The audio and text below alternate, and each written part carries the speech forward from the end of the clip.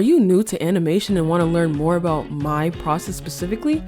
Well, in this video, I'll go over step by step my workflow as well as software I use to bring my animations to life.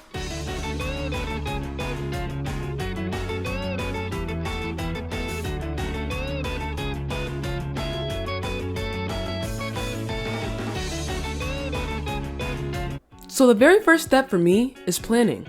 Before I even touch my tablet, I figure out what I want to animate. For this video example, I did a simple head up into a flustered expression of my OC, Soren.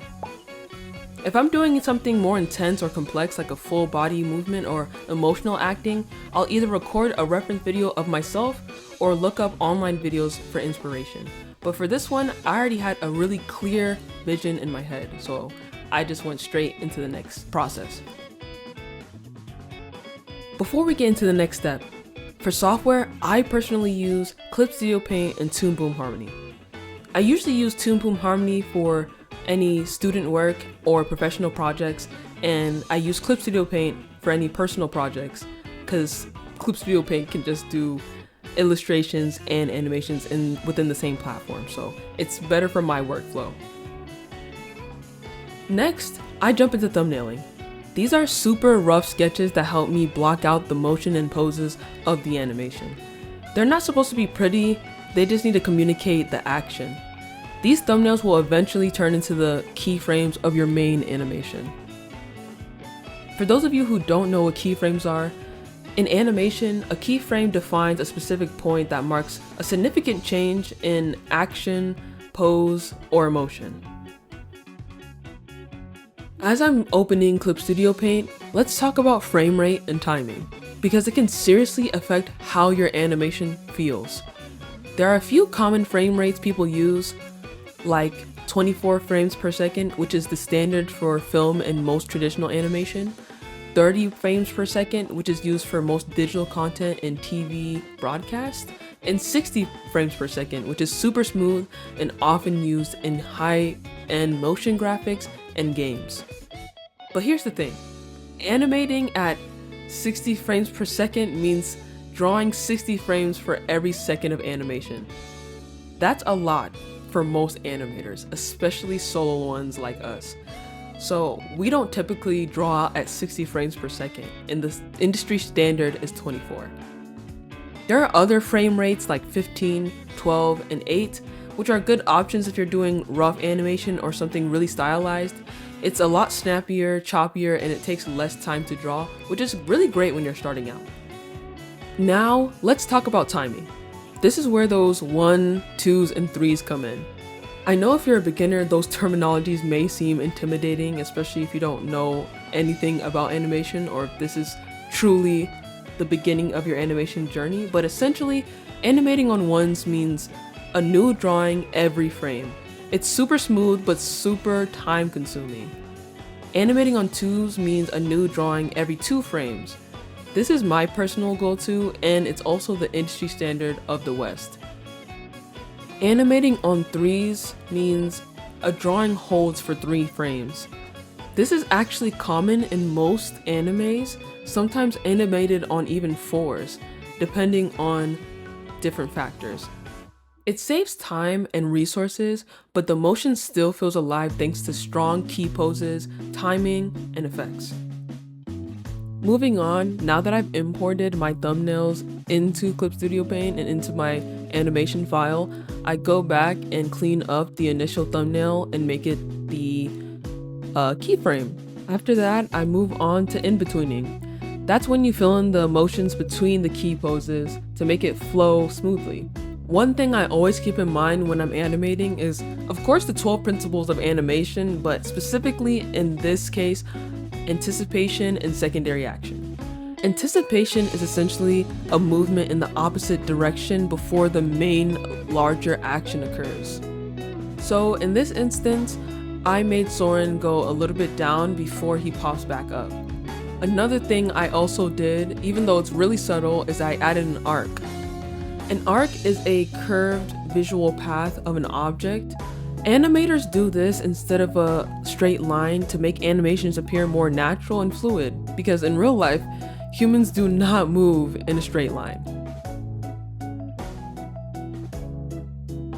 Right here, you'll see me draw Soren eyes closed as he descends down into the anticipation pose. And that's because in real life and in most animations, as a character is making a huge facial movement or head turn, they actually tend to blink.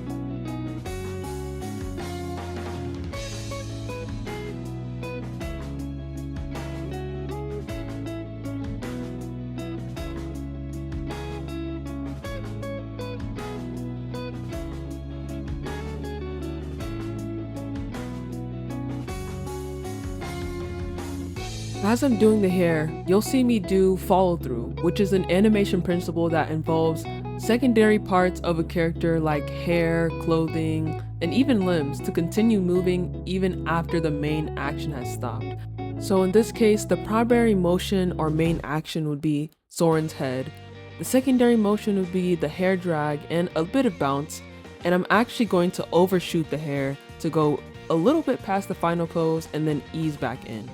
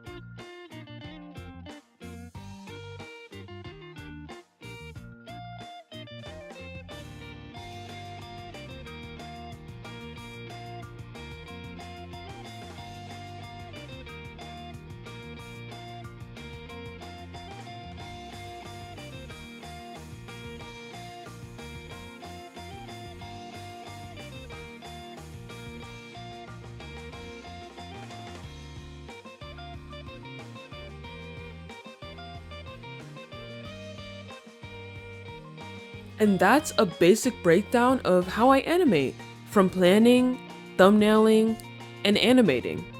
Also, here's the same final animation in different frame rates so you guys can have a better understanding how frame rate affects an animation.